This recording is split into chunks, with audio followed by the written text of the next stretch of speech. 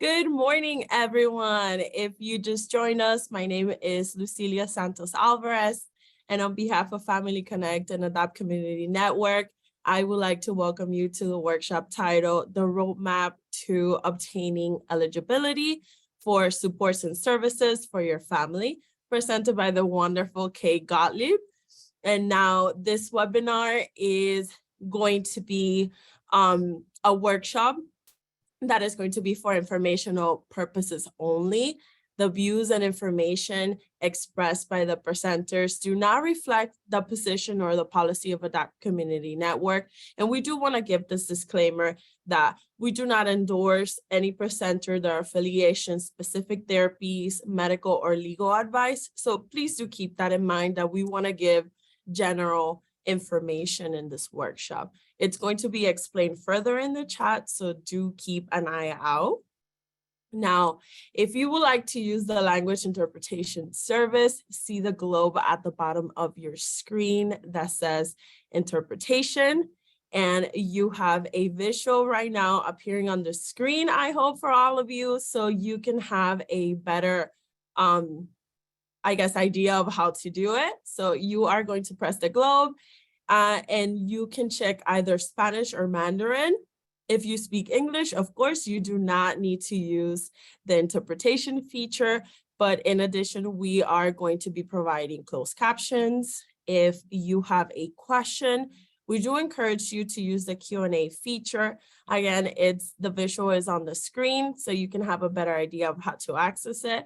To ask a question, simply just type out the question after you click on the Q&A icon, and then you are going to hit send. Please remember to hit send. If not, we're not going to get your question. Now, we will not have time to answer all the questions. We do have a lot of participants today, but do remember that we try to answer as many questions as possible, and all of the questions we copy and paste them and keep them for our records, because a lot of the times that gives us ideas of what workshops to do in the future. Now, I do want to remind everyone to please keep your questions general in nature. This webinar, as I mentioned before, will only give general information, and we do not address specific cases. So please keep names and specific details about any person or place not in the questions, because we will not be able to read them out and give out the answer to it. Now, in the interest of privacy, please remember this, and we do want to thank you in advance. The chat box will only be used for general information about the Adopt Community Network and information pertaining to this webinar. So you will not be able to use the chat feature. And moving on, I would like to share some exciting news about upcoming webinars. On Thursday, July 20th, from 10 a.m. to 11:30 a.m., please join us for overview about MTA reduced fare, Omni, and Access a Ride. Now, the representatives from MTA reduced fare and mobile sales program and Access a Ride will be our speakers. So this is a good one if you're trying to get information on how to access these wonderful resources provided by NYC. Now, also join us on Thursday, July 27th from 10 a.m. to 11 a.m. for everything you wanted to know about Social Security, overview of benefits, disability, supplemental security income, SSI. And this is going to be presented by Aaron Sayas. And finally, on Thursday, August 3rd, please join us from 10 a.m. to 11:30 a.m. for Playing with Purpose in the Early Years. And this is going to be presented by, Include NYC. This is going to be a great one. We all know that children do learn through play. So I do really want everybody to attend the upcoming webinars. So keep an eye out for the information on the chat. And please remember that all our webinars are free. Spanish and Mandarin interpretation will be provided for all presentations, but registration is required. So please look out for the emails that we do send you with the links to register. And the information that we put on the chat, so you know what's coming up and you can write it down and be alert for it. And now finally, a few words about today's presenter, Kate Gottlieb. Kate Gottlieb is the Project Connect coordinator at Adapt Community Network. Kate is a passionate advocate for the equity and inclusion of people with disabilities. Her career has spanned the field from direct care work with individuals with intellectual and developmental disabilities in youth and adult programs on a local and national level. Kate is thrilled to connect with individuals and families with supports and services they need. And thank you for listening to me, because Kate is here and we are ready for your presentation. And thank you so much for listening. Kate, you have the floor. It's all yours. Thank you so much for that lovely introduction, Lucy. You're welcome. Thank you very much. Hello, we have a lot of participants here today. I'm sure we'll have more as we go along. My name is Kate Gottlieb, and yes, I am the Project Connect coordinator, which I will tell you more about through the presentation. But briefly, Project Connect is ADAPT's information and referral hotline. So you can give me a call regarding any issues that you're having, trying to find services, if you don't know how to find services, whether that's at ADAPT or throughout the 5 boroughs. So we'll have that information on the presentation, how to connect with Project Connect, which is me. So I'm very happy to be here. And with that, we are going to get started. And as Lucy mentioned, please put any questions in the chat. You can ask specific questions regarding, how do you get into day programs, or frustrations you're having with XYZ. We got a lot of questions pre-webinar, and we will try to get to all those, and we'll try to get to your questions that you also put here in the chat. So with that, I will start sharing my screen with you. Oh, let me just escape there. Give me 1 second.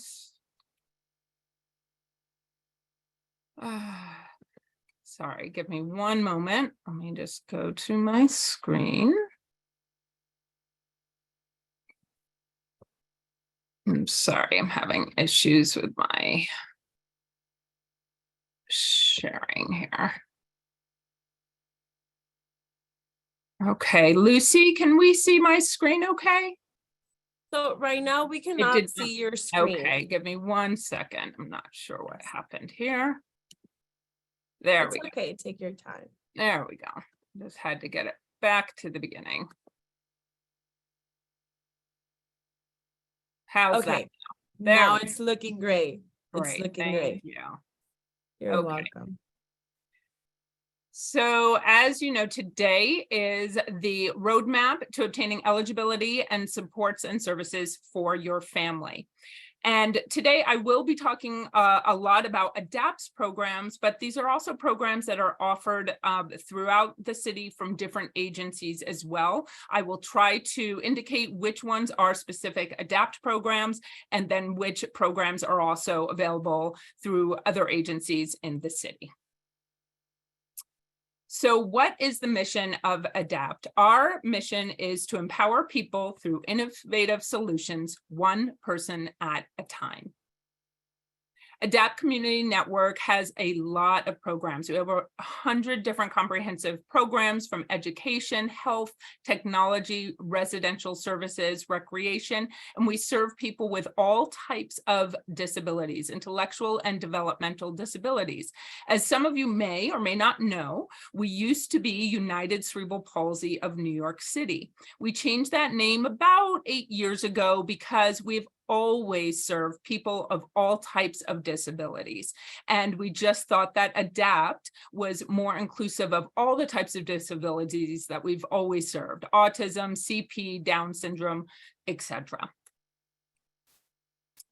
So what we're going to talk about today, there are some of you who may or may not already be enrolled with OPWDD, which is the New York State Office for People with Developmental Disabilities. And some of you who are here today to understand what is the process for getting into OPWDD.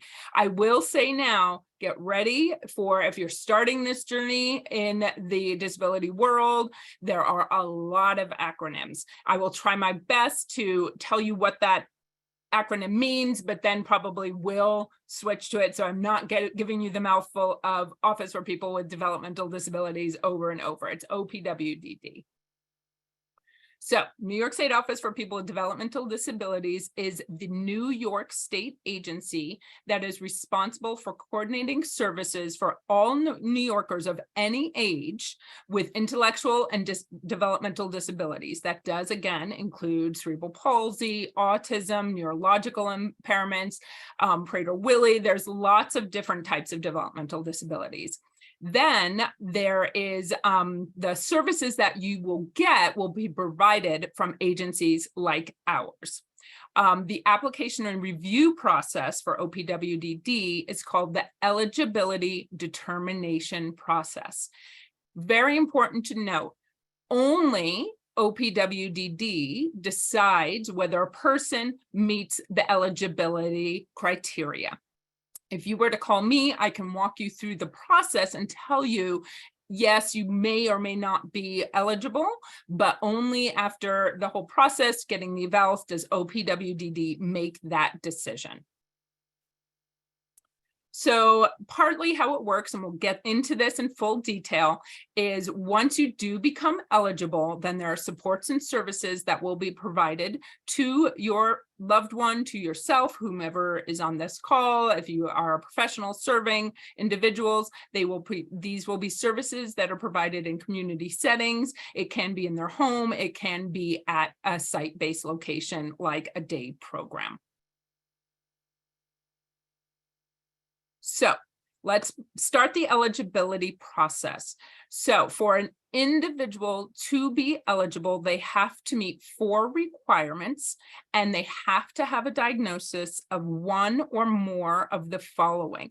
Please note that the disabilities that are listed here is in no way a comprehensive list of the different types of disabilities. There are many, many different types of disabilities out there. So intellectual disability, autism, cerebral palsy, epilepsy. I want to note with epilepsy, this has to have a impact on the person's ability to live independently.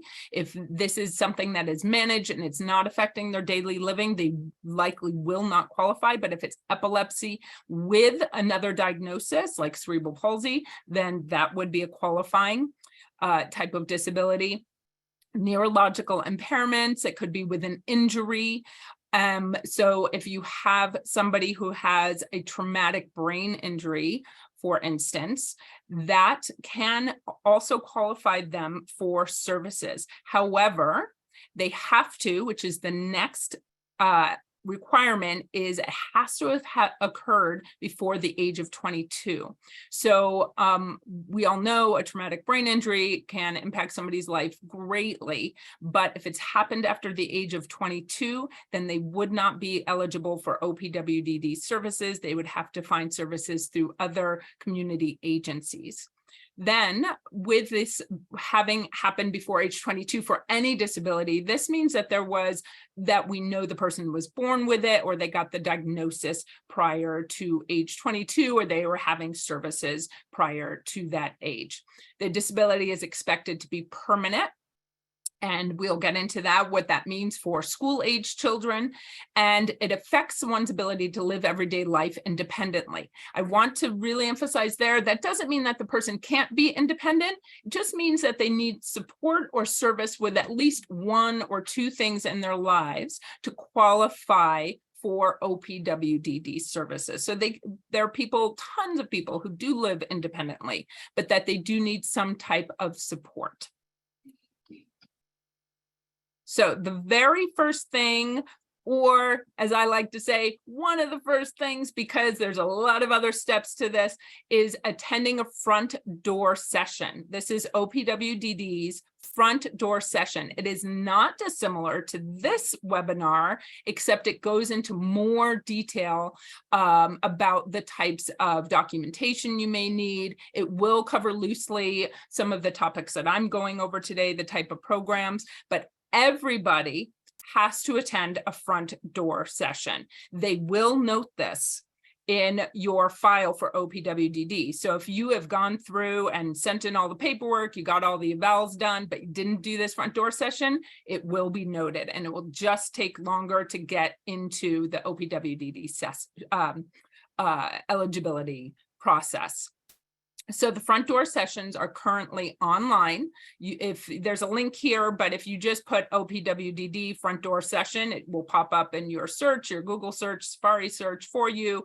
And they're held in Spanish and English, and they are weekly and bi-weekly, just depending on, I think it's English one week, by Spanish the next week. They're about 2 hours long. When I did a refresher just to find out the newest information a couple of years ago, it was only about an hour and a half, because there weren't a lot of us online, so we were able to get through it pretty quickly. So they had been in person. They may get back to in person. We don't really know yet. This was COVID. It switched over to online. All right, so what is needed here? This is what they will tell you what you will need. And this is where I said, yes, attend a front door session first. But the 3 big things you will need for eligibility are evaluations. So evaluations take a long time.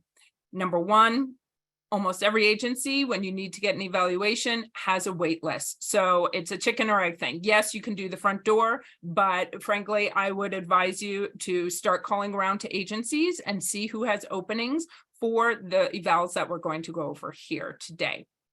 So the first one that you need is a psychological eval. This is a full-scale IQ score and adaptive behavior score, scales, and it has to be dated within 3 years of submitting this application to OPWDD. So this is a full breakdown. This should be done. I would recommend that this is done from an agency like ours, or a YI, or an AHRC, because they understand what the criteria is that is needed for the eligibility process. You know, there may be an NYU, Columbia, who they also have developmental disability clinics, who probably know the right way to do it as well. With the psychological eval, please note, and I'll tell you again later in the session, ADAPT only does the psychological and psychosocial at this time for adults, which is 18 and over. YI, HRC, and there's a few others in different boroughs who will do the evaluations for children.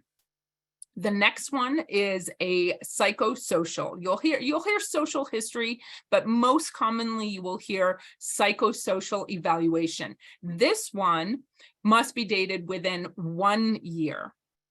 So a psychosocial, I like to say it is the person's history from birth to present. So do we know if there was a birth injury, perhaps, that may have caused the disability? Or was the disability recognized at age 2, age 5, age 15? And then it will also include, how does the person function now? Is the person, what are they good at? And what do they need supports with? And we encourage, you know, as I'm a parent, and all parents, we want to say, my kid is great at this, you know, whether that's, when I say child, I mean, that could be a child that's under the age of 18, or your adult child that may live at home with you. We want to, of course, talk about their strengths, but what's really important for the eligibility process to get your eligibility is to make sure that you also include the things they need support with, because you want to have that history in there. They want to see that the individual will need ongoing supports. Then the other one that you will need is the medical report, which is the yearly medical that hopefully we as adults all get, but our children do need when they are attending school. So it's just a simple yearly medical. It's not a medical that fully goes into their whole diagnosis. Then you'll see here, there's other paperwork, an OPWDD transmittal form. They will explain that to you in the front door process. Now, I know that there were a lot of questions about children and the OPWDD process. And what I mentioned before, sometimes For children, they may ask you for other documentation or evaluations, which could include the child's IEP.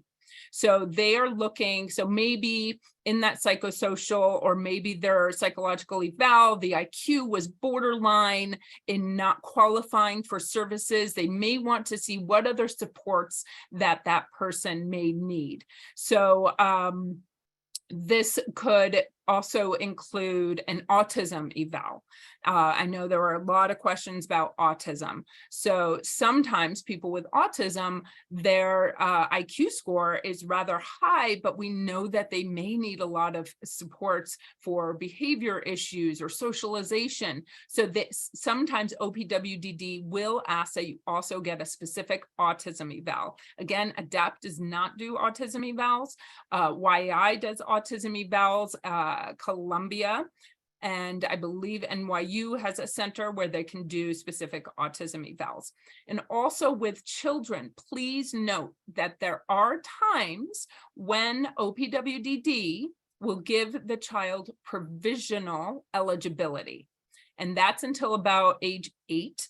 And why it's provisional is that they may say, please, not every child, some children may have provisional eligibility because maybe through certain interventions through school, you know, whether that's physical therapy, occupational, speech, perhaps they will improve and do better and may not need the supports of OPWDD in the future. So it's not all children. This is sometimes what happens with provisional eligibility. Majority of children, from what I hear, do go on to have longer term OPWDD. And before I forget, I do know that there was a question about will OPWDD hurt my child's future with going to college, and will this be on their record? OPWDD will not at all interfere with your loved one's ability to go to college. Just because they've had an IEP or have been enrolled in any services, there should be no reason why getting OPWDD should interfere with going to college. In fact, it could help in the future with disability services should they need that in college. So once you are determined eligible, there are, they will say you should go to a care coordination organization. This is called a CCO. Back in the day when I was doing care coordination, it was called service coordination. You may see that name around still sometimes, MSC, Medicaid Service Coordination, but right now they're called coordination organizations. Care coordination used to sit with agencies like ADAPT, but now in the tri-state area, excuse me, not the tri-state area, in the 5 boroughs, there are 4 care coordination agencies, which are Advanced Care Alliance, Care Design New York, Tri-County Care, and Partners Health Plan. So they will recommend that you go to them and you will be assigned a care coordinator who will help you coordinate all the services that you are looking to get, or help you find the services you're looking to get for the individual. Please note too, you can always call one of these agencies from the get-go. You don't actually have to wait. A lot of them certainly now are doing more intake and helping people through the eligibility process. That is not originally what they were doing, but now I am finding that I am referring a lot of people from the very beginning to do the intake, and they can help you find the clinics to get your evals done if they're not done, help liaise with OPW if you're having problems getting through the front door and getting the eligibility. Speaking of, again, getting eligibility, you will read that it says 2 to 4 weeks for this to go through. I am hearing, especially since COVID, it is taking much longer to get that eligibility for it to get passed through OPWDD. Sadly, I've even had families who are 6 months or more. But that process, if you are looking for services tomorrow, it's not going to happen tomorrow. You need to get these evals. The eval wait list could take 3 months to even get in and get that eval done, and then it will take another month or two to get that eval written up, and then you have to submit it, and that could just know you're planning in advance, at least 6 months. So we will break down the different types of supports and services that once you are in OPWDD that you are eligible for. So there are family support services. Medicaid is not required. We will get into a little bit about Medicaid as well.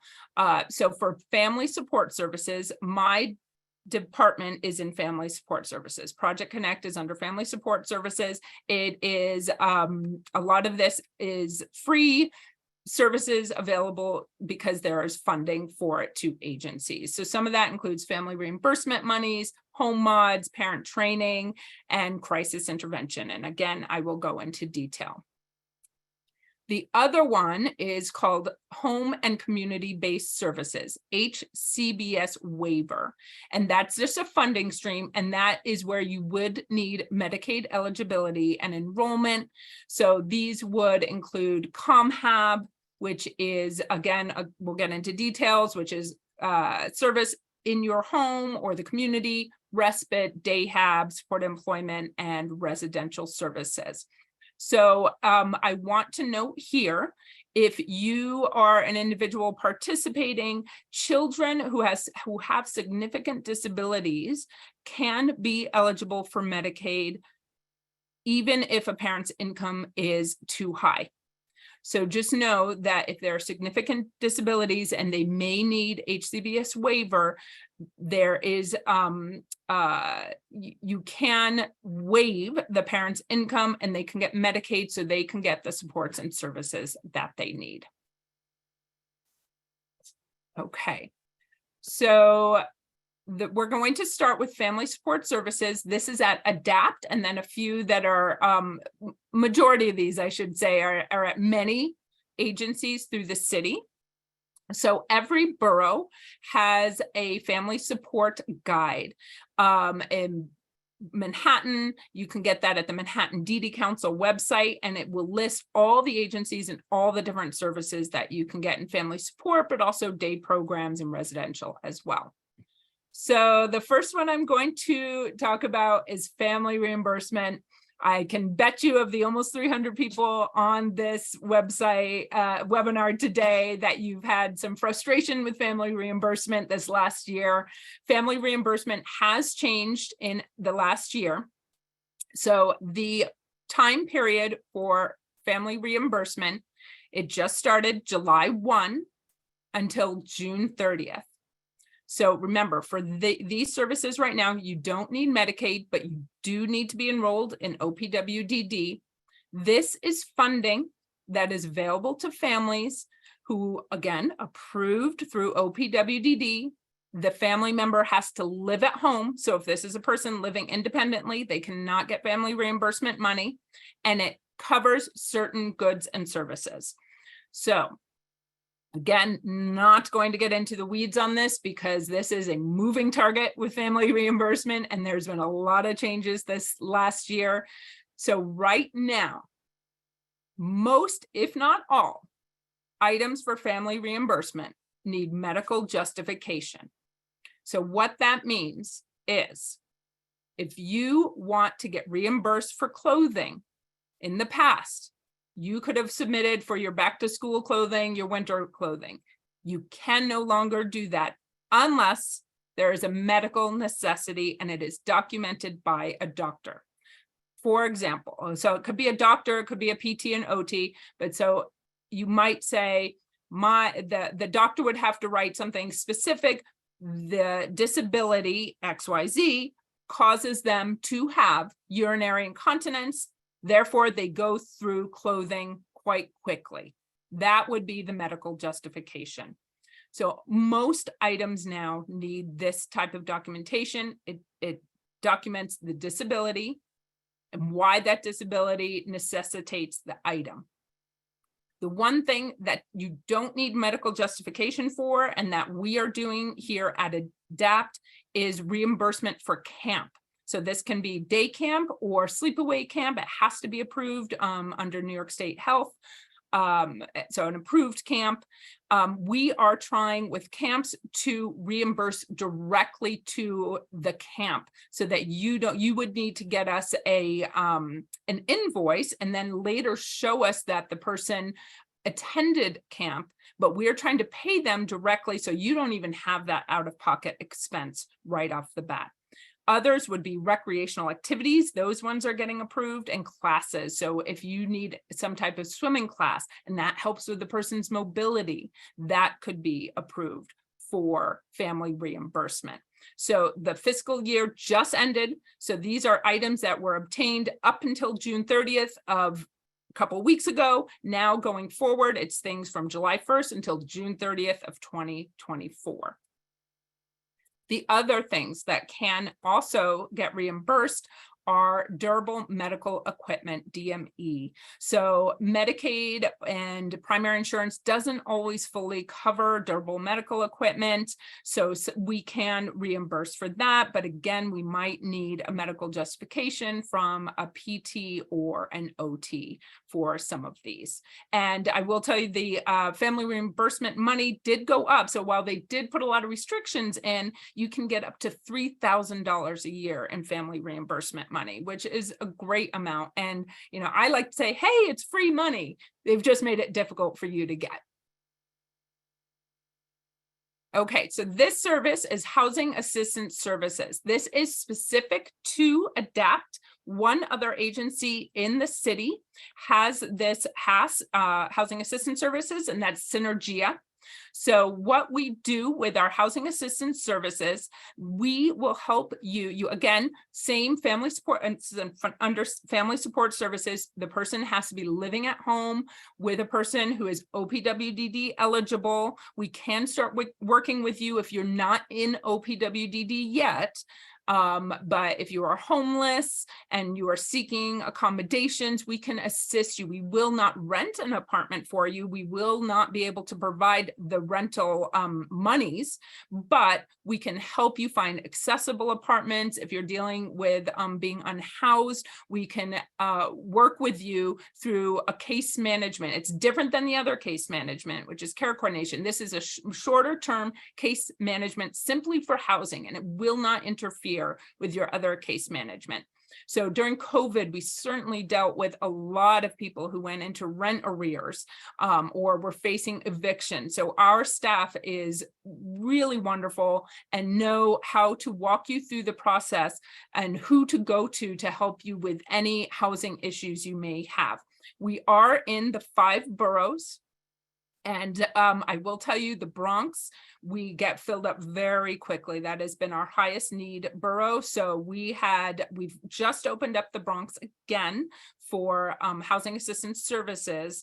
And we're trying to see if with the grant, we could put more money towards the Bronx so that we can help more individuals. But when we do get full, we try to refer out to Synergia for the Bronx, but we are taking Bronx applications right now. But all 5 boroughs, again, it's learning your rights as well. You know, I get a lot of people are saying, my landlord is not fixing the stove, or we have no heat and nobody's doing anything. Then you would fill out our application. It's about a 2-week or so turnaround because we do have to file it with OPWDD, and then they would start working with you.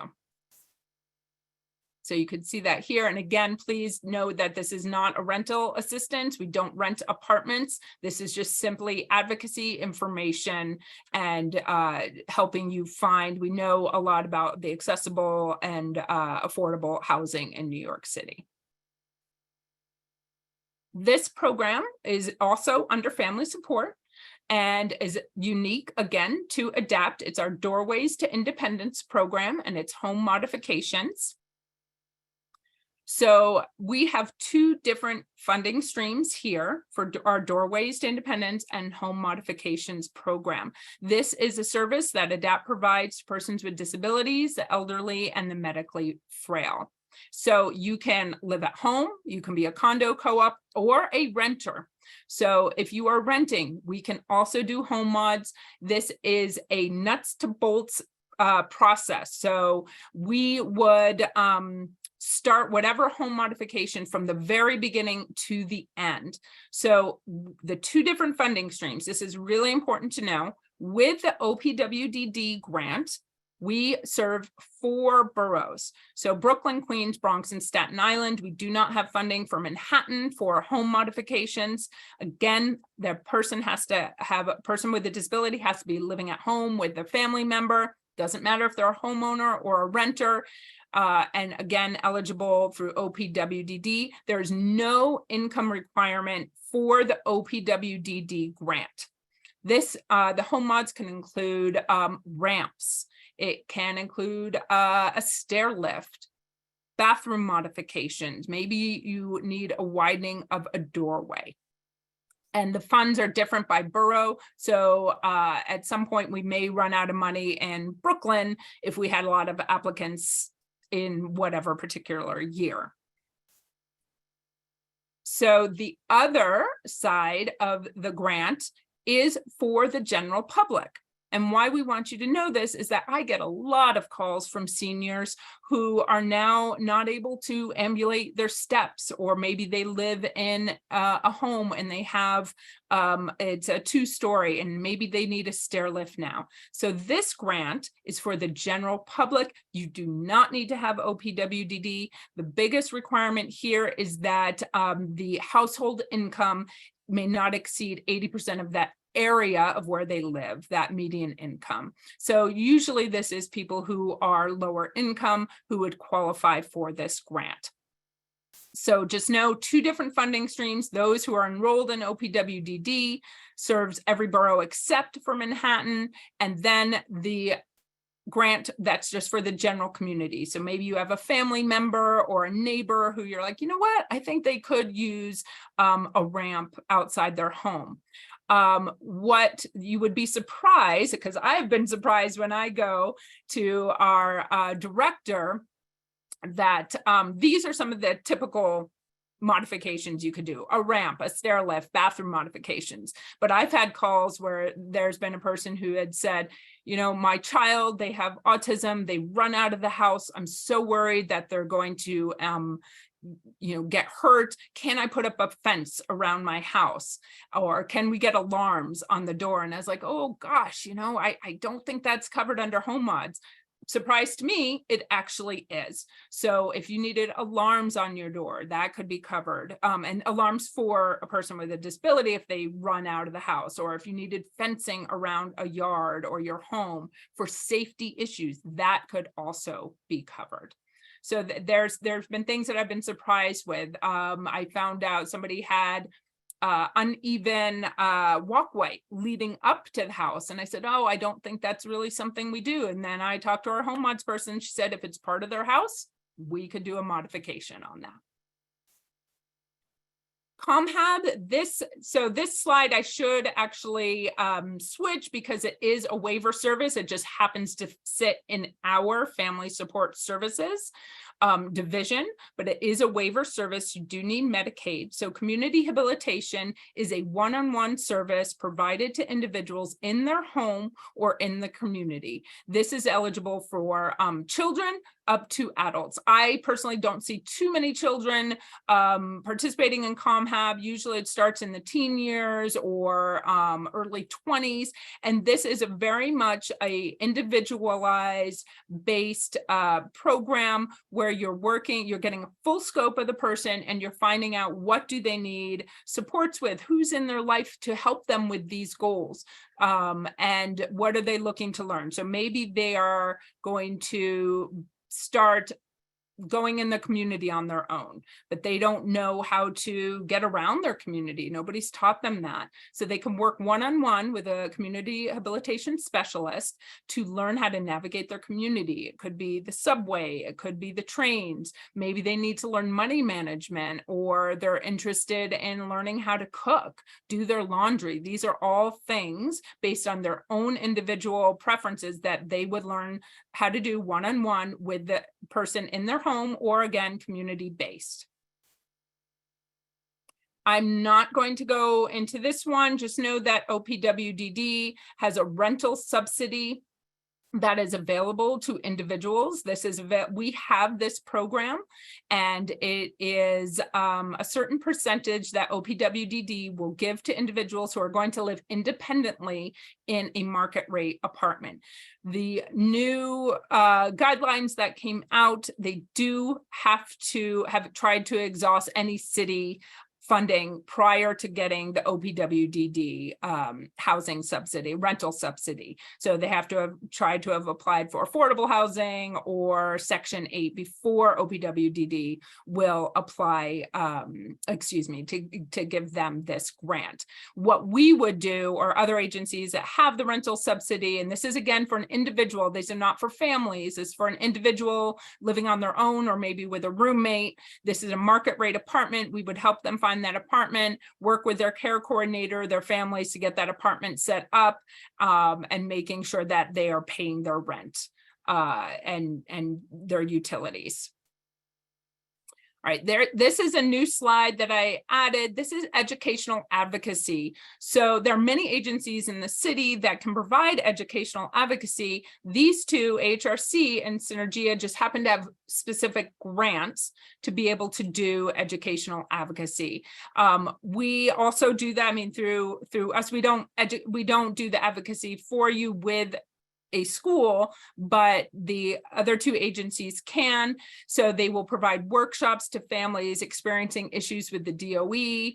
And it again focuses on OPWDD eligible families. There's training and workshops, like we do training and workshops, but these again are specific training workshops on your parental rights, local laws, IEP process, advocacy skills. So include NYC. They don't have this grant, but fantastic organization to go to if you're having educational issues. If you are not happy with your child's placement, they can walk you through the process. Also, Advocates for Children, Include NYC and Advocates for Children are wonderful with educational advocacy as well. Just going to take a break. Here, these two, every agency has some type of socialization and independence, but these are just specific grants that YI and CUSAC have. CUSAC does tend to serve more people with autism. If you haven't looked them up, I would encourage you to look up CUSAC. They have really great programs. And these are specific grant-related programs that YI and CUSAC have that assist individuals in learning social skills, interactions with peers, and promote independence and living skills. Again, this is specific to the agencies listed here. This is all through a grant. So it's behavior management and crisis intervention. I had a lot of questions about ABA, which is like a behavior management tool for typically often people with autism. This perhaps can be one of the things they would do with you. So YI, LifeSpire, and CUSAC. So behavior management, the grants that those three agencies have, it's a short-term in-home based training that focuses on working with the caregiver to manage the child and or family member, if it's an adult, behavior. And it's to help you as a caregiver better understand how to cope and how to help them through their challenging behaviors. It could be daily living skills. It can include toileting as well. With crisis intervention, that says it right there in the name. You're right now, there's something happening. It's an emergency assistance, and it's also short term. And there's professional staff that will be trained who work with you and the individual. So a little different. Behavior management is short term, but in-home based. It is not necessarily a crisis emergency situation. So back to the ABA, which is, again, like a training. Unfortunately, it is something that is very difficult to get outside of school-based services. So if you think you're child if they're under 18 or 21 when you're in school. Again, children with disabilities have the right to go to school until age 21 if they qualify up until age 21. If there's some ABA that they need in school, then you would have to advocate in school and probably have evals. There are agencies that do it outside of school, but that is usually something that is paid either out of pocket, possibly through primary insurance. Medicaid, unfortunately, does not always cover that. Quite frankly, I can't give you any specific agencies because it just depends on where you're living and your specific funding situation. But if it's a school situation, you should try to get it through the school system. This is not the end of the presentation. I'm just taking a little break here. You can see what Project Connect is. You can always email me with specific questions, projectconnect@adaptcommunitynetwork.org. You can call me 877-827-2666. I'll leave that up for just a moment. So if you emailed me, I will connect you to all the services that we're talking about. And again, it does not have to be ADAPT specific. I know a lot of the services throughout the city, and I will also refer you over to other agencies as well if we can't serve you. I am a firm believer in this is not a one size fits all. I think it should be absolutely individually based on the needs of the individuals and the families, and you find the program that is best suitable for you and your loved one. So this is ADAPT supports and services next, but again, many other agencies have a lot of these same types of programs. I will specify when it is only an ADAPT program. So we've gone over a few of them, but here's just a brief look at some of the programs that we have. So we'll start off. So TechWorks and our trade program is an ADAPT specific program. ADAPT is the New York City Regional Center for Assistive Technology. So we have a grant that will serve the 5 boroughs. It's not for upstate. There are other agencies that would serve upstate. And in fact, every state has a regional tech center. So if you are moving out of state and you needed some type of assistance with assistive technology and adaptive technology or equipment, every state has an AT center. So what this means is that you can come to us if you have a school-age child, and if you need assistive technology, the school should be providing that assistive technology. However, we know that it can take a long time to get assistive technology through the schools. So if you're having trouble, you're waiting, you could come to us, see if we have the specific assistive technology for your individual, whether it's an adult or a child, and we could provide a loaner for you. This is device loans. We do evaluations to see what would be the best type of communication device that the person would need.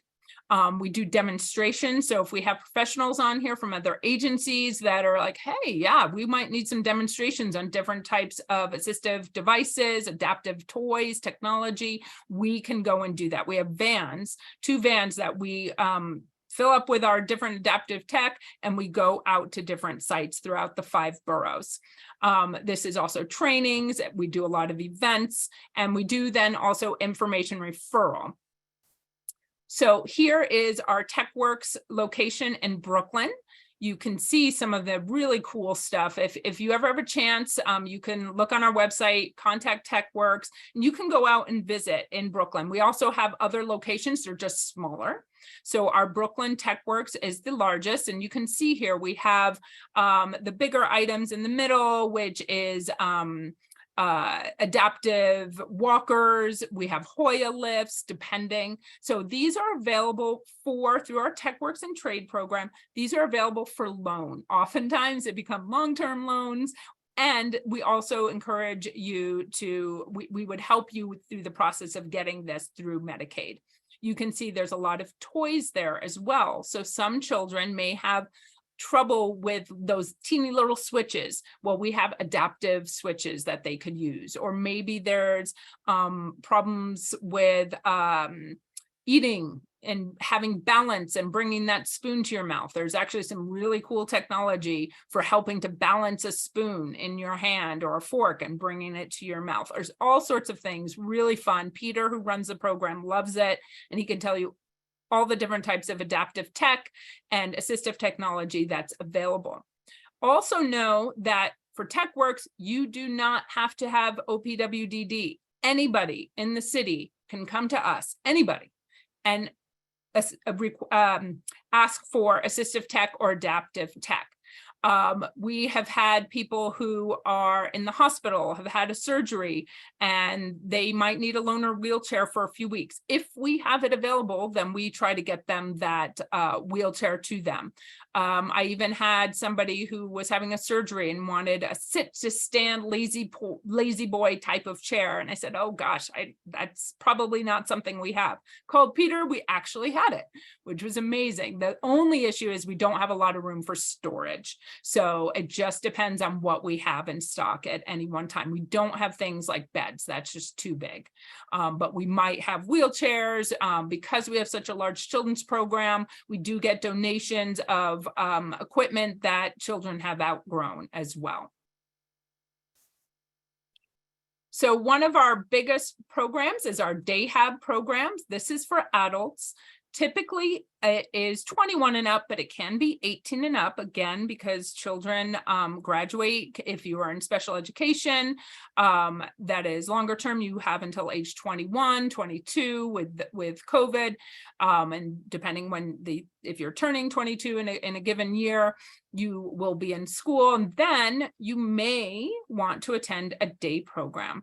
So our day programs include site-based, so you would come to a location and do activities at that location and also get out into the community.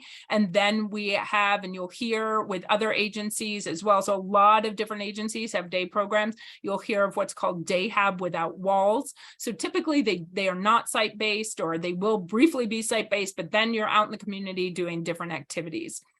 We have a really great division that looks for community agencies to go and do different activities with. Maybe you're going to the Guggenheim, or you're doing a GED class or an art class, a dance class. There's a number of different things. Again, a day program should be individually based, but there are different types of classroom, if you will, settings. Here's just a few. These are actual adapt photos of some of the activities that people have done. It can also include adventure trips. You see here, there's rock climbing. I've seen people doing water skiing, adaptive water skiing, really, really awesome stuff.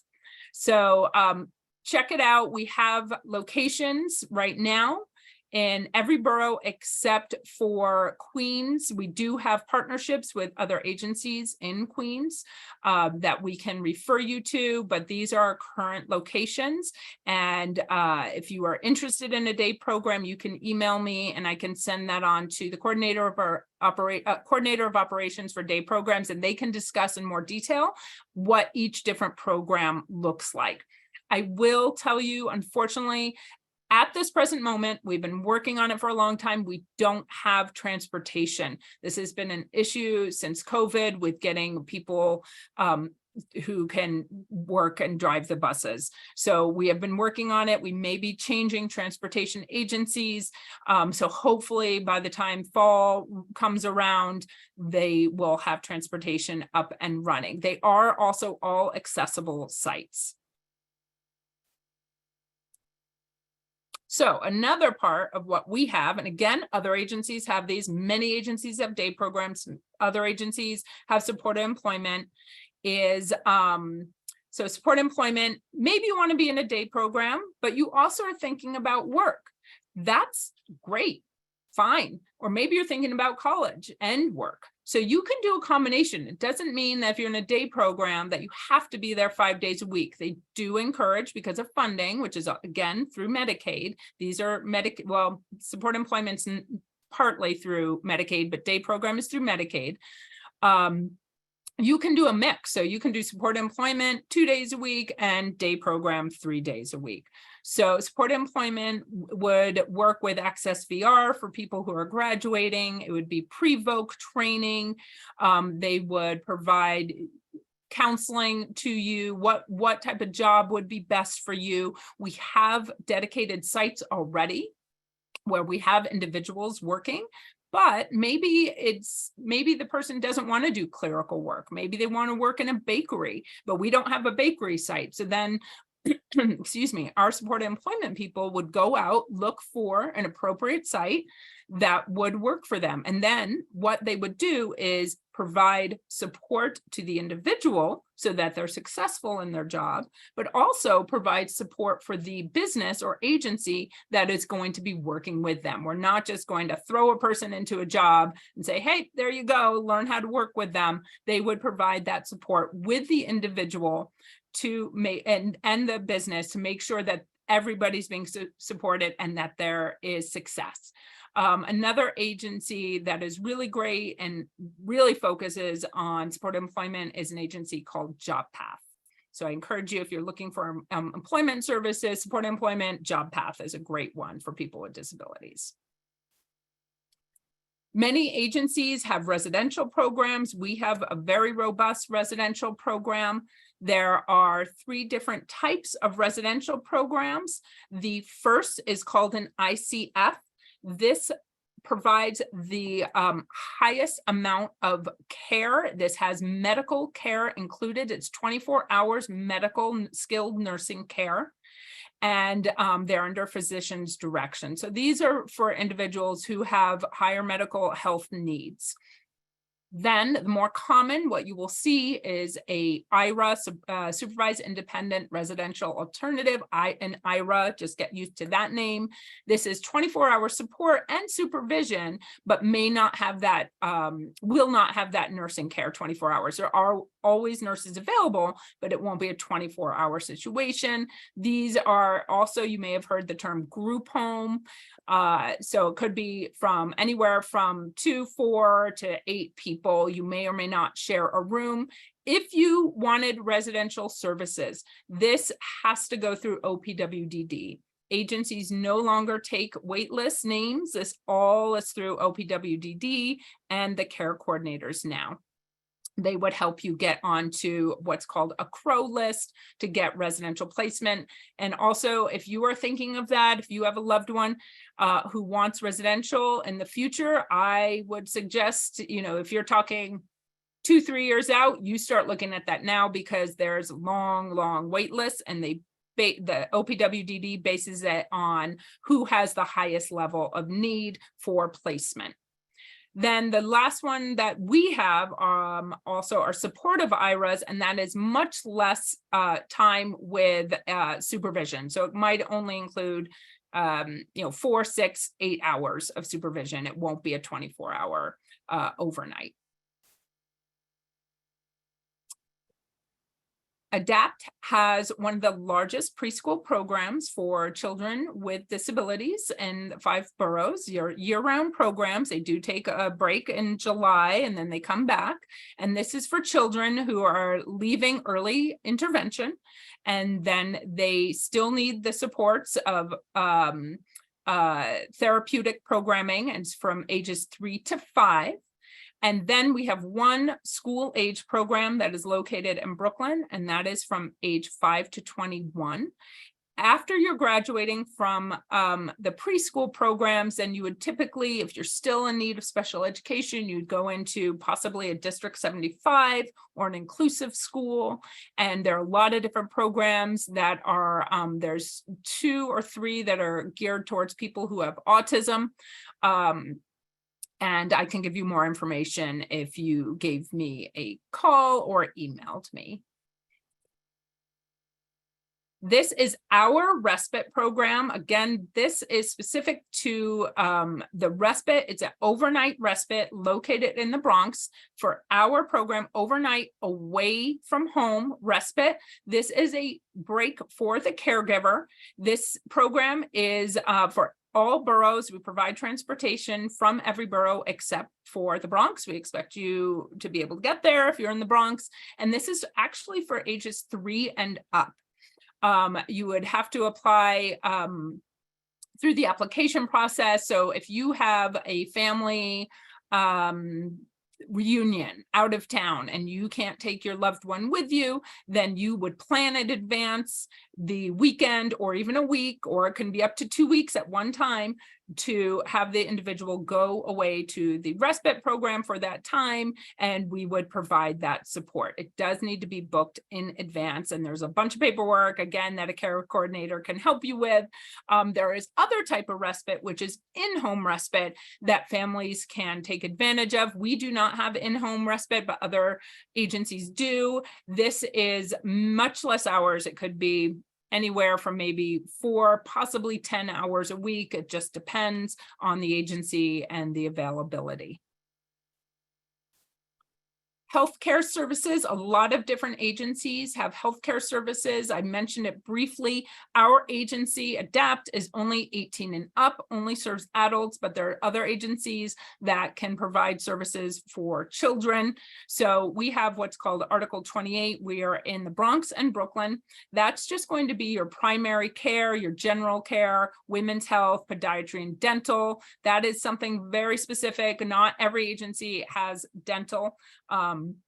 But we understand the needs of people with disabilities and their dental care, and that sometimes they can't always be met at a general practitioner's office. And then the Article 16 clinics, I wouldn't worry about what article it is, just know that we have these clinics that is ongoing services for adults, OT, PT, speech, and we also can do the evals for the adults as well.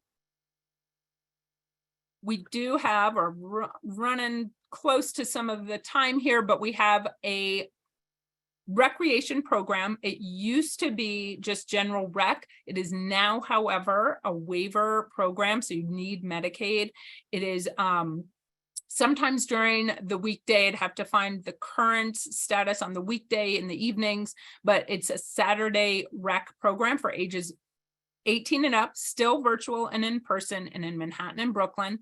And then one of the most wonderful programs we have, recreation, is our Friday night disco. It's been going on for, gosh, 20 plus years, and everybody loves it. That's Brooklyn, Manhattan. I'll check on the Bronx, and that's ages 18 and up in person. So we're back in person, and it's a really great time.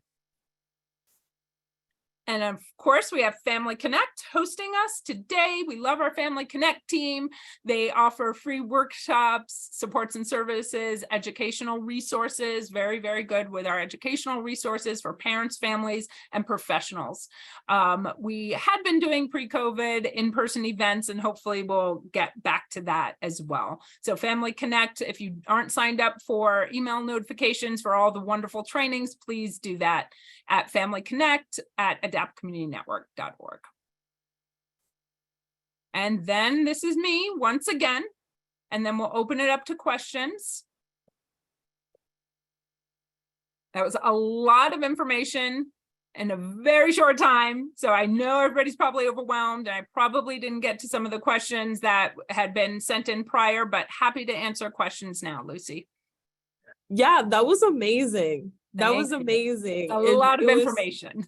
A lot of information, but good information. And the way that you explained everything was great. It was straight to the point. And we even got comments talking about how well your explanations were. Thank you. Thank you. And again, everybody, I know it's a lot of information.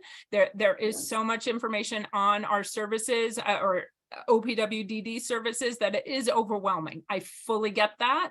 I've been doing this a long time, providing services to people with disabilities. So again, happy to take calls and emails through Project Connect, and happy to answer questions now. And hopefully I can answer them. If I can't answer them, I'll get back to you through Project Connect. Yes. So let's get right into the questions.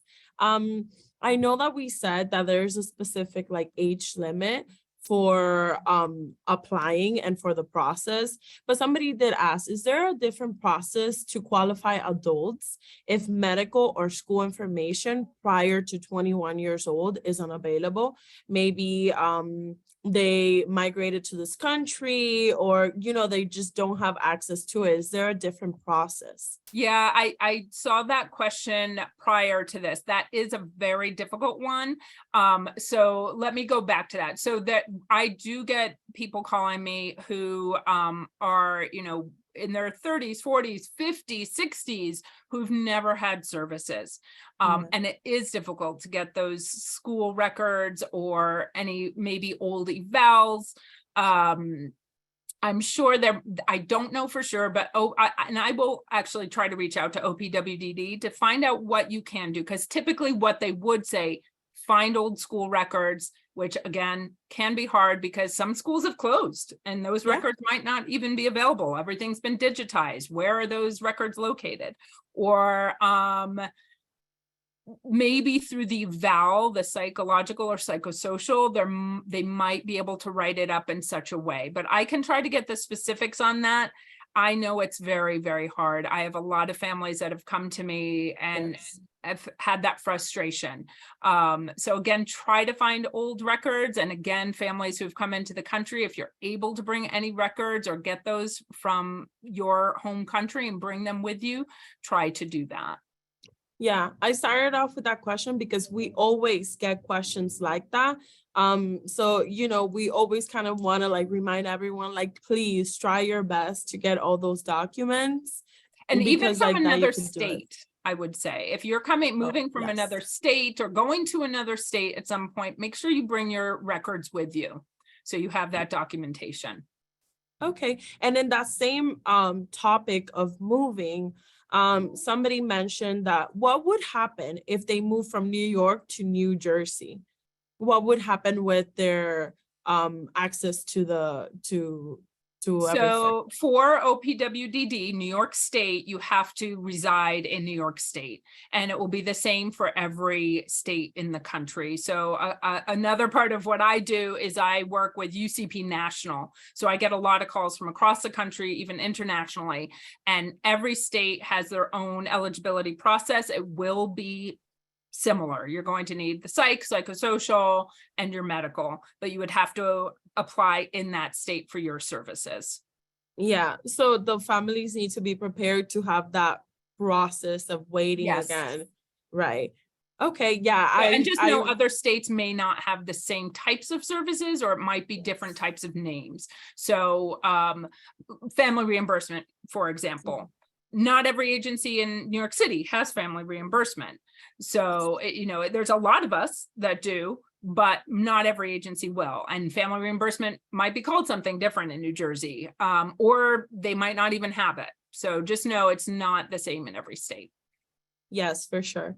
But the families should get ready to have that process, that waiting process and waiting time frame that they had maybe here in New York State, and to have all of their documents to keep them with them.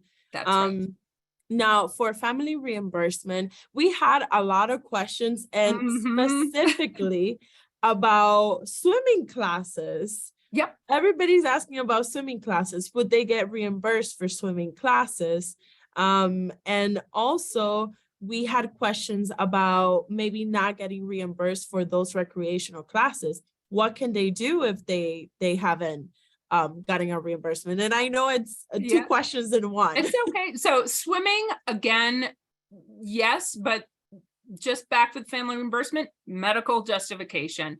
I know it's just another thing on your list of things you need, and it's a pain, but if you have medical justification saying swimming, my child has XYZ disability, swimming helps them with their mobility or their socialization, get that written up. It should, any swimming or any other type of recreational should be able to be reimbursed. You're just going, OPWDD it's not us, it's OPWDD asking for this medical justification. And again, that's for recreation classes. So when we come back to you, if we reject something, that is because we know that they're going to ask for more documentation. Also, please note, Brooklyn Adapt has opened their pool. However, you need to reach out to us and see how you can join and do swimming there, because we don't always have a lifeguard on. It's an indoor pool. It reopened. It's lovely.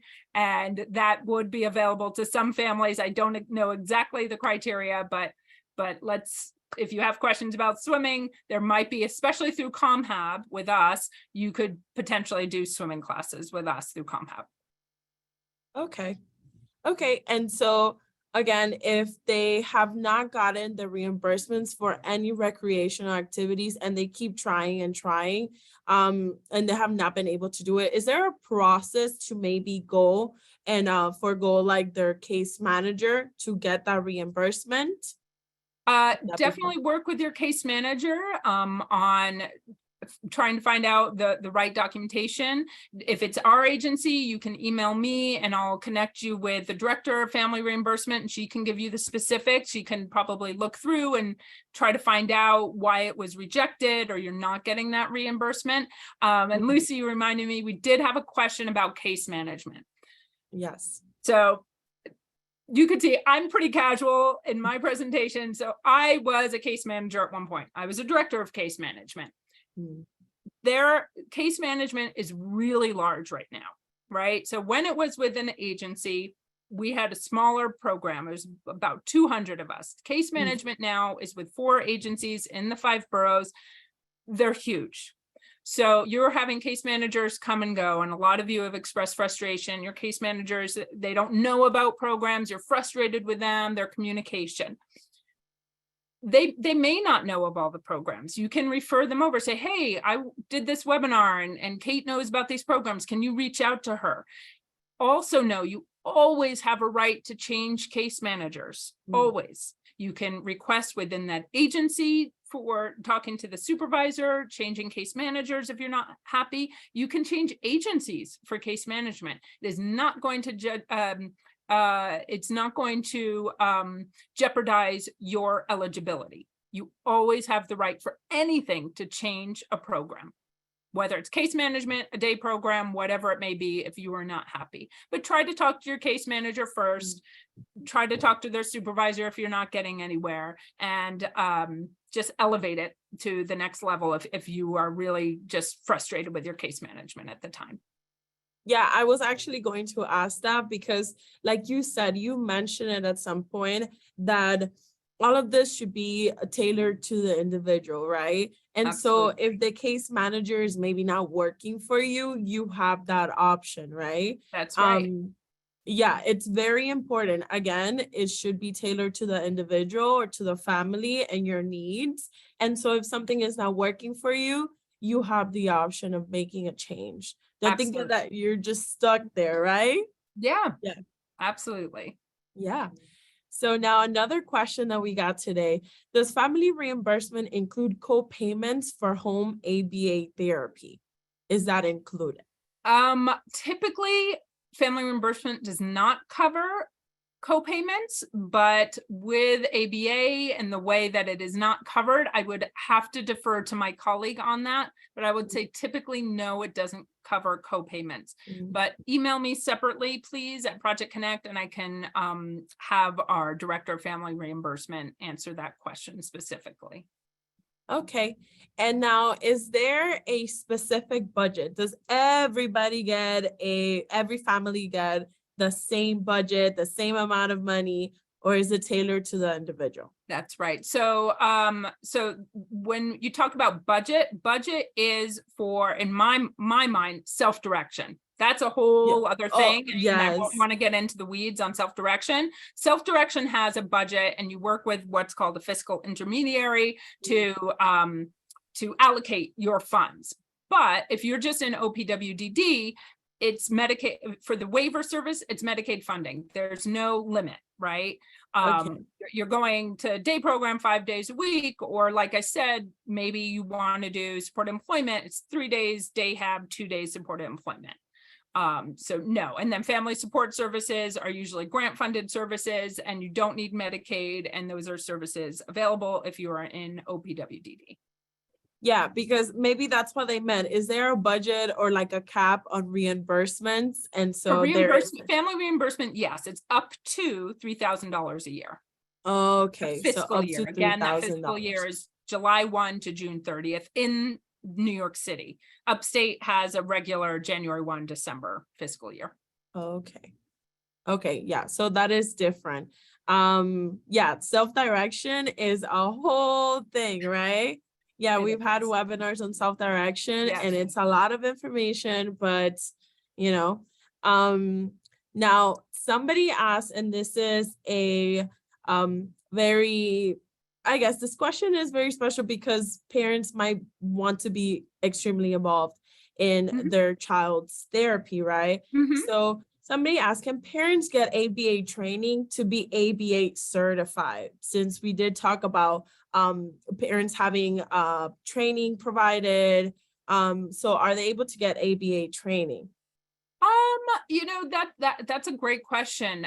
It is a very specific training for therapists typically, that an ABA provider. Yes.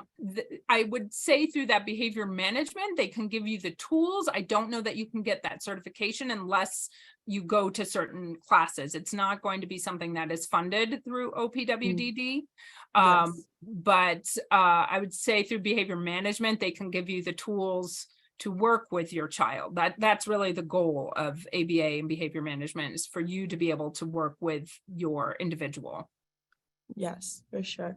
We did get a question a few minutes ago. If whether you contact us, you'll be able to speak to somebody in Spanish, and most definitely, right? So Yes. we do try to accommodate different languages, because we Yes. do want to give that help to Yep. everyone. We do So- have Spanish speaking staff. Unfortunately, I speak German and not Spanish. Not terribly helpful in New York City, but That's if you awesome. speak German, I'll help you out.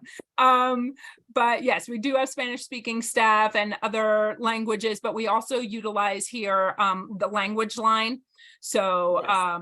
that is a service that you could set up through email, and if we set up a specific time, we could always use a language line. Yes, a lot of parents don't know that they're able to communicate. They'll get a translator through the phone. If maybe their language is not spoken by the agency or the people communicating with them, they could do that and get a translator. And there's, I believe, over 500 languages. It's a lot. Yeah. It's a lot, right? So a huge chance that your Mhm. language is there, right? Yes. Yeah. So somebody asked, is dental care available for children that attend ADAPT school program? Is what available? Dental care. Oh, and yes. And our clinics, we don't serve children, even with our dental. I would check with HRC as a dental clinic. I'm not sure if it's geared towards children or not. I think YI, and then even NYU, I've heard pretty good things working with people with disabilities, but definitely ask them. Definitely. Yes. So let me see. Let me go through the questions today. We have gotten a lot of questions. Great. Bring them Yeah, on. a lot of questions. So somebody asked what and I know this is a little bit off topic, but just so they're aware, what self-direction is, or self-determination, like self-direction. Right. Self-determination and self-direction are it's two different names, but sort of the same thing. Self-determination is just being able to decide things on your own, but they also call it a self-determination or self-direction program. So it is where you can decide where the money goes. A lot of families, a lot of younger families I'm seeing are moving towards self-direction. Personally, I think it's a little harder to manage, especially when you have younger children, but it's you deciding the budget for your money. So again, you would need to go to a very specific self-direction webinar, but you would have to hire what's called a self-direction broker. And again, it will be paid for through Medicaid funds, and then a fiscal intermediary. It all gets broken down, but it's money following the person and different services that they would want. Yes. And I know that also a lot of these things I presented, somebody had also asked about, well, why should I get this, or when can I get this? So anybody from 0 up is eligible for OPWDD. We typically don't see a lot of people enrolling until preschool or even school age, because they're getting their needs met in early intervention and their preschool programs. But sure, you can always start with OPWDD at any age. And there are, yes, a lot of grown-up adult programs, but there are other, like the family reimbursement program, home mods, that would be available to you and your family member prior to the adult programs that start. Yes. And we did get a question, can those in the foster care system have access to the ADOPT program?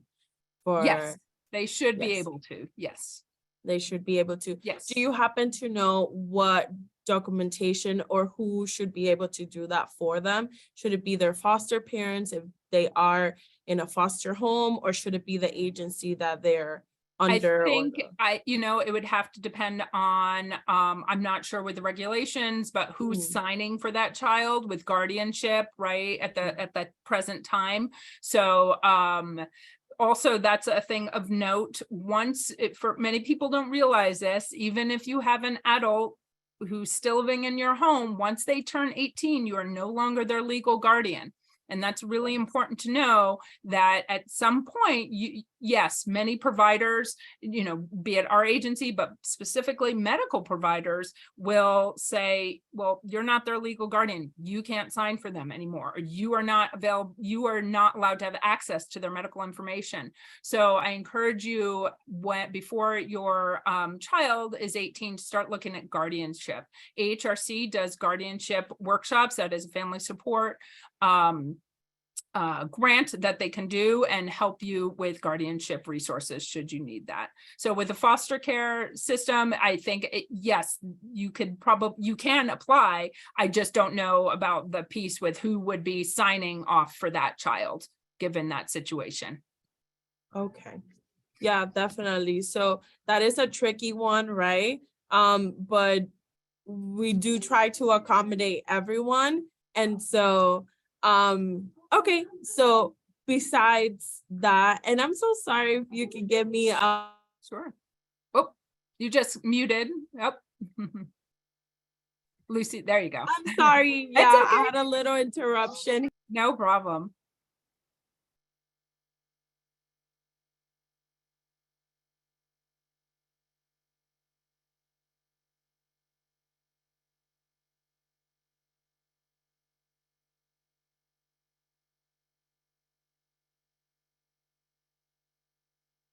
Okay, you're still muted, Lucy. I'm so sorry. If you can give me a second. I have a few children that came into the room. Okay, we all understand the work from home. Yeah, I know. So again, I'll just go back to that guardianship, but while we're waiting, unless you have another question, just really important to start looking at ahead of somebody's 18th birthday. If you are planning to still be the one who would sign off for your adult child at home, is to start looking, gosh, even when they're 15, 16, 17 years old, at how to obtain legal guardianship, so that, should they, especially if they have significant medical needs, that you want to make sure that you can still be involved in signing off on paperwork for them and accessing paperwork. Okay, and then we did and I'm sorry to everyone. It's okay. We had it happened. Children that came in and they're like, Miss Lucy. So I'm sorry. So somebody asked, besides guardianship, is there other options for supportive decision making? Yes, I love it. Yes. So there's a new thing that's happening in New York State and in some other states around the country called supported decision making. It is sort of a legal process, but people with disabilities don't always need to have guardianship. They are able to make their own decisions. So supported decision making is a whole other process. There's actually an agency doing it here. I want to say it's supported decision making NY or NYC. I'd have to look that up. And that is where you get, again, sort of like the whole person-centered process, you get a circle of support around you. Who are the people in your life who can support you, help you make the decisions? Maybe you don't need full guardianship, but you do need other people there helping you with some of your decisions. And that's supported decision making. There's much more nuanced detail, but there are alternatives as well to guardianship. Okay, yeah, good to know. Now, is there a different process for qualifying adults? For qualifying adults that might need the housing assistant, but they are homeless or in shelters? Is there a different process or? No, if it's okay if you're living in a shelter or are unhoused, if you or your family member or with you who is OPWDD eligible, you can get our services. I have a lot of calls actually from people who are living in family shelters and need permanent housing and have a child with a disability. So you just need to email me. I'll get you the application, and then you would return that to the director, Wendy De Leon, who also will probably be doing a webinar in the near future. She just did one recently with the director of our home mods as well. So again, just take a look for those webinars too, but you can always email me and I'll get you the application. Okay, and we just got a question for somebody who is saying that their child is going to have their psychological test coming up within the month, and they're asking what would be the next step to apply for OPWDD after the evaluation. Okay, so again, just you have that, you'll have to probably wait a month, maybe even 2 months for them to write it up. You get that psychological eval. If you haven't gotten the psychosocial, you would need that. Sometimes the schools can have a psychosocial, but again, I encourage you to try to go to an agency that serves people with disabilities because they know the specifics of what need to be in those evals for OPWDD. Make sure you attend that front door session, everybody, because they will flag it.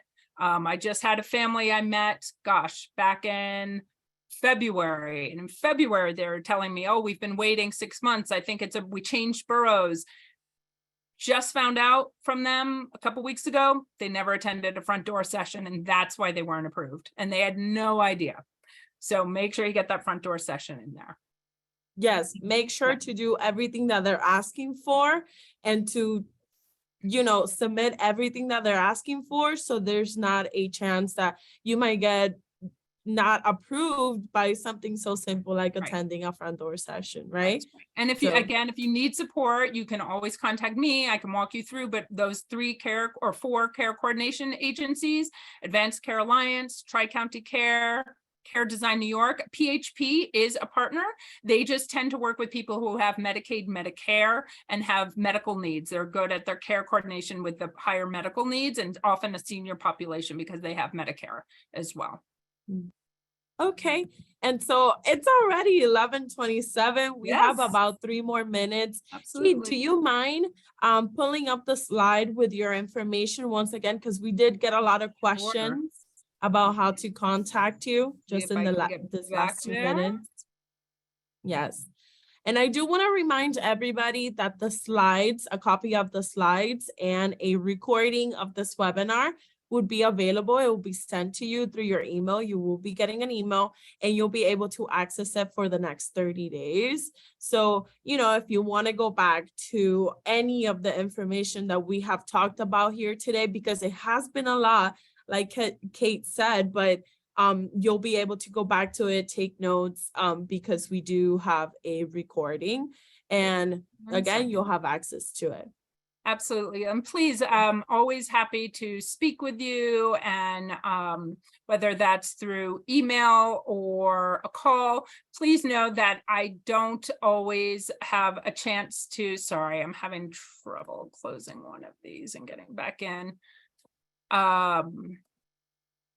Give me 1 second. Let me try to get back to there. There we go. You got it. Yes. There we go. So I will answer you a little more quickly through email than I would with a phone call. I get a lot of calls every month, not only from New York City, but nationally. So I don't always have a chance to, I almost never answer live, but I do return calls. Yes. So just please leave a voicemail if you don't get me live, and you can also certainly email as well. Did it just disappear on me again? I think Yeah, if you go back to the other slide, there we go. Right That's there. the old pause. Yeah. So we have the information up there if anybody wants to take a picture of it or write it down, because we are ending our webinar today. And I do want to really thank you, Kate. All of this information, I'm sure, has been helpful for so many families that had no idea how to maybe even begin the process. So again, thank you so much for this presentation. And I do want to remind everyone that we are going to be emailing everyone who attended a survey that we really do hope that you complete. The information is also in the chat, so you can go quickly and access it too. But again, remember, you will be getting the slides so you can access the information and contact Kate. And I want to thank. Sorry, Lucy. And if we didn't get to your questions, I will be sent your questions and try to answer them directly if we have your contact information as well. Yes, so you can get maybe a more personalized answer than we can give right now. So yeah, I want to thank everybody for attending this webinar, and I really do hope to see you, all of you, in the next 3 webinars that we're going to be hosting. You will be getting an email with registration links, and thank you so much. I hope you have a wonderful day, and I hope everybody, I hope everybody stays safe. Bye-bye. Thank you, Kay. Thank you. Bye.